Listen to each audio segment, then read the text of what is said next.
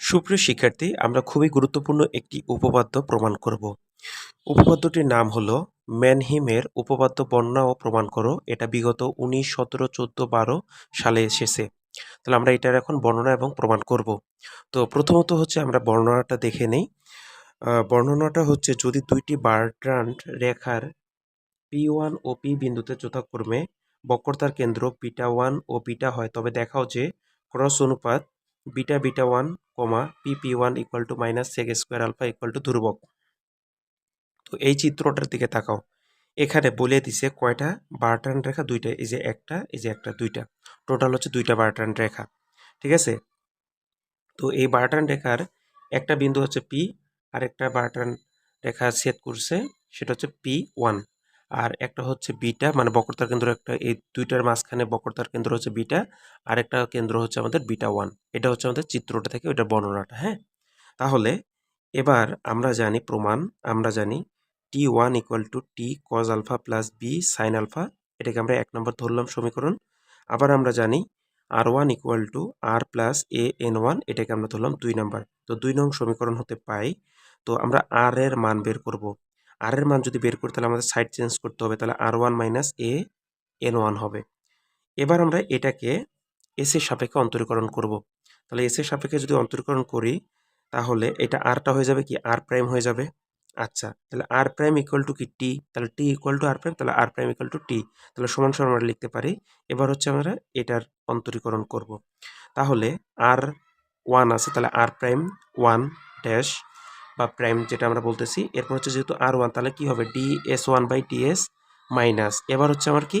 A স্থির থাকবে, তার মানে কি nটার অন্তরীকরণ হবে। তাহলে কি? n1 prime ds1/ds। এরপরে হচ্ছে r প্রাইম ইকুয়াল টু, মানে এটা হচ্ছে সূত্র, ঠিক আছে? সেটা হচ্ছে কি? t। এই যে দেখো, এটা যা আছে তাই। এবার হচ্ছে n প্রাইমের সূত্র হচ্ছে এটা, টাউ b1, মানে টাউ1 b1 মাইনাস কাপ্পা1 t1। এরপর ds1/ds যা আছে তাই। এরপর হচ্ছে এটাকে আমরা এখন টি দ্বারা গুণ করব, অর্থাৎ এই টিটাকে, এই যে টি এর যে মানটা পাইছি, ওইটাকে আবার টি দিয়া গুণ করব। গুণ করলে আমাদের এই রেজাল্টটা আসবে। ঠিক আছে? এটার ক্যালকুলেশনটার তোমাদের দরকার নেই, কারণ ক্যালকুলেশনটা অনেক বেশি বড়। তার থেকে ভালো এটা মনে রাখা খুবই সহজ। ঠিক আছে? তাহলে T.T ইকুয়াল টু হচ্ছে 1 প্লাস এ কাপ্পা1 ds1/ds। আচ্ছা, এবার T.T সমান সমান হচ্ছে cos আলফা। cos আলফা সমান সমান আমাদের এটা।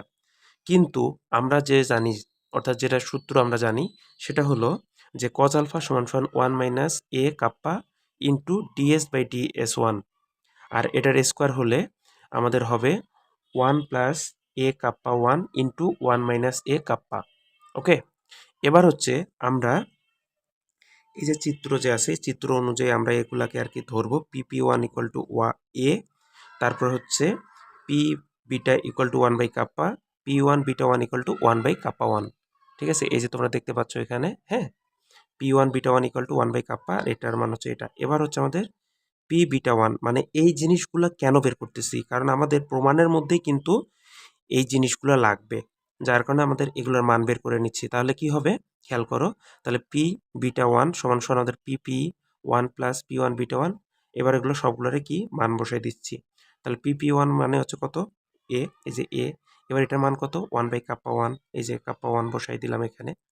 ঠিক আছে? এই যে এখানে বসাই দিছি। একই রকমভাবে বিটা P1, এটার বেলায় সূত্র হচ্ছে PP1 minus P beta equal to, এটার মান বসাইছি, আর এটার মান কত? 1 বাই কাপ্পা। এই যে 1 বাই কাপ্পা। তাহলে আমাদের কি সবগুলোর মান বের করা শেষ। এবার আমরা জানি যে ক্রস অনুপাত। আমরা জানি ক্রস অনুপাত মানে, অর্থাৎ আমাদের যেটা প্রমাণ করতে হবে, বিটা β1 PP1 ইকুয়াল টু, উপরে হচ্ছে P বিটা, নিচে হচ্ছে P β1, আর এটা হচ্ছে P1 β1, এখানে P1 বিটা। অর্থাৎ এগুলোর মান কিন্তু আমরা অলরেডি এই জায়গায় বের করছি। সেই মানগুলো আমরা এখানে বসাই দিলাম। দেওয়ার পরে আমাদের এটাকে ক্যালকুলেশন করলে, ঠিক আছে? ক্যালকুলেশন করলে আমাদের এখানে একটা মাইনাস আসবে। ঠিক এইটুক সমান সমান কি আমার? Cos square. এই যে দেখো, এইটুক সমান সমান কি? Cos square. অর্থাৎ আমাদের এখানে একটা মাইনাস আসবে। এটাকে ক্যালকুলেশন করলে এইরকম ফর্মটা আনতে গেলে একটা মাইনাস চলে আসবে। সেই মাইনাসটা এখানে থাকলো। তাহলে এটা সমান সমান কজ স্কোয়ার। তাহলে 1 বাই কজ স্কোয়ার আলফা সমান সমান কি? Minus sec square alpha. এটা একটা সমান সমান ধ্রুবক। অতএব প্রমাণিত। তো এই হলো মূলত আমাদের ম্যানহিমের উপপাদ্য বর্ণনা এবং প্রমাণ।